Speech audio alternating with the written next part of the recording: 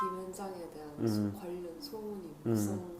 그렇죠. 예. 그게 굉장한 사실 오해인데요. 제가 이제 삼성 사건을 하면서 느꼈던 게 뭐냐면 우리나라에서 가장 주목받는 기업이 있기 때문에 그리고 정치권에서도 늘 바라보는 기업이기 때문에 삼성이란 기업은 정말 법을 잘 지키는구나. 법뿐만이 아니라 그냥 도덕적으로 아니면 뭔가 사회적으로 이슈화 될 만한 모든 것들을 오히려 안 하는 거예요. 법에는 문제가 안 되지만 이런 걸 했을 때 누군가가 무슨 말 할 수 있다. 이슈화 될 수 있다. 그럼 하지 마. 이게 이제 삼성의 의사결정 과정. 사실 김현장도 마찬가지입니다. 법을 지키지 않고 업무를 했을 때 김현장이 받을 불이익이 훨씬 더 크기 때문에 절대 그렇게 일을 하지 않습니다. 오로지 실력으로.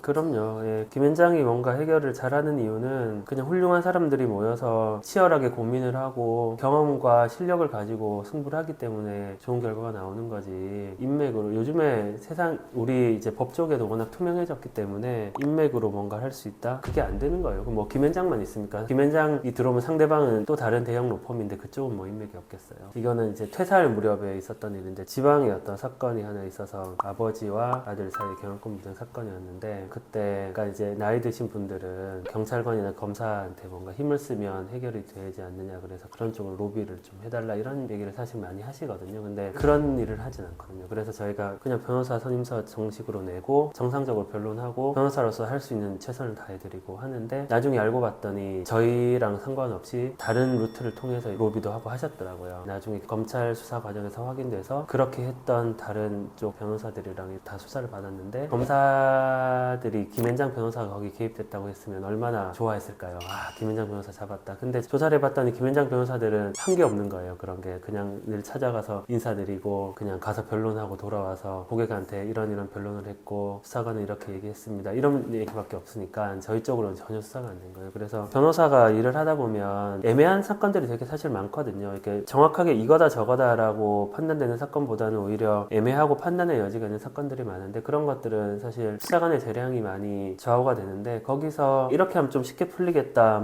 저 수사관만 좀 이렇게 우리 편을 들어줬으면 하죠. 근데 그 방법이 불법적인 방법을 쓰느냐 아니면은 정상적인 방법을 쓰느냐에서 지금도 그렇고 저는 김현장 있을 때도 그렇고 배운 것들이 그냥 정상적인 루트로 가라. 그게 길게 봤을 때 더 좋은 결과를 가지고 온다. 그렇게 배웠고 김현장에 있을 때 그래서 저는 단 한 번도 이상한 방법을 써서 뭐 해결해라는 지시를 받은 적도 없고 그렇게 일을 해본 적도 없습니다. 증거를 만든다, 뭐 허위 진술을 유도한다 정말 오해고 사실이 아닙니다. 김현장의 가장 큰 장점은 유연한 협업인 것 같아요. 다른 로펌들도 물론 이제 협업을 하고 그렇게 하겠지만 김현장만큼 협업이 유기적으로 이루어지는 펌이 없는 것 같아요. 또 말씀드린 것처럼 인력시장 뭐 이런 얘기를 하는데 김현장은 어떤 사건이 생길 때마다 TFT처럼 별도의 팀이 다 형성이 되는 거예요. 예를 들어서 금융 쪽에 어떤 형사가 생겼다라고 하면 금융팀에서 가지고 왔지만 금융팀이 전문이 아닌 사건이 있으면 가장 전문인 사람들을 다 이렇게 뽑는 거예요. 그렇게 해서 팀을 만들어서 사건을 대응하고 해결할 수 없다기보다는 이게 더 전문적인 팀이 있으면 그 전문팀에서 사람을 또 모시고 와서 팀을 꾸려서 하고 김현장만큼 이렇게 그 유기적으로 하나의 펌으로서 그래서 다른 로펌들은 그렇게 하겠지만 각 팀으로 이제 팀 단위로 움직인다. 그 매출도 그렇게 다 잡는 걸로 알고 있고요. 김현장의 강점은 가장 일을 잘할 수 있는 사람을 뽑아서 가장 잘할 수 있는 팀을 만들어서 대응을 한다. 그게 다른 로펌과 차별화되는 그래서 가장 좋은 성과가 나오는 거죠. 김현장 입사라든지 로펌 자체나 변호사를 준비하고 계시는 분들이 많을 것 같은데 한마디 해주시고 싶으시다면 김현장을 가고 싶어 하시는 분들 당연히 많으실 텐데 열심히 하셔서 공부 잘 하셔야 되고 성적 좋으셔야 되고요. 뭐 연수원 때 저도 공부를 아주 잘했고요.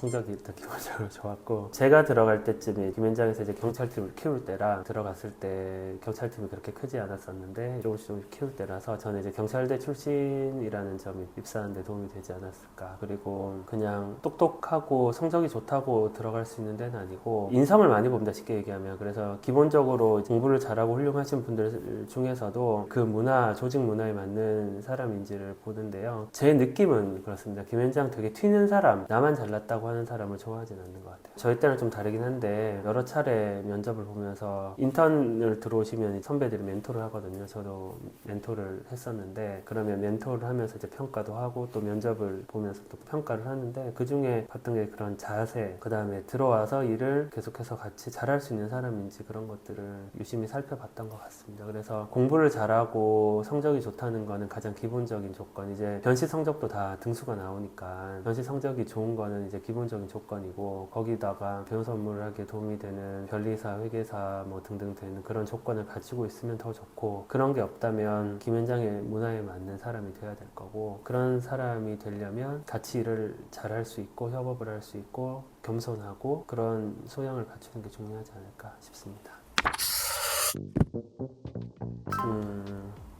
김현장 다시 돌아가도 김현장 입사는 당연히 할 것 같고요. 퇴사하게 된 뭐 이유가 여러 가지가 있긴 하지만 저는 김현장 10년 있으면서 뭐 사실 불만이라고 할 만한 것들이 없었어요. 너무 좋은 직장이었고 직장으로서 다들 뭐 돈 번다고 일을 하지만 변호사 일을 하면서 그냥 참 사명감을 가지고 할 수 있는 일들이 많아서 좋았고 변호사가 성장하기 위해서 뭐가 필요하냐라고 보면 좋은 선배, 좋은 일 이런 것들이 필요한데 김현장 있을 때 좋은 선배, 좋은 일들이 많았기 때문에 지금 제가 변호사로서 어느 정도 일을 할 수 있게 성장할 수 있었던 것 같고 10년 전으로 돌아가서 제가 연수원 수료하면서 법원이든 검찰이든 변호사든 이제 선택할 수 있는 상황이었는데 연수원에는 교수님들이 법원 판사이면서 이제 연수원 교수님으로 오시고 검사이면서 연수원 교수님으로 오시는 거거든요. 그래서 법원 검찰도 권하셨는데 사실 경찰로 돌아오는 길도 있었고 뭐 여러 가지 이유로 김현장을 선택해서 갔는데 지금도 10년 전으로 돌아가서 어떤 길을 선택할 거냐라고 하면 저는 다른 길을 선택하지 않고 다시 김현장으로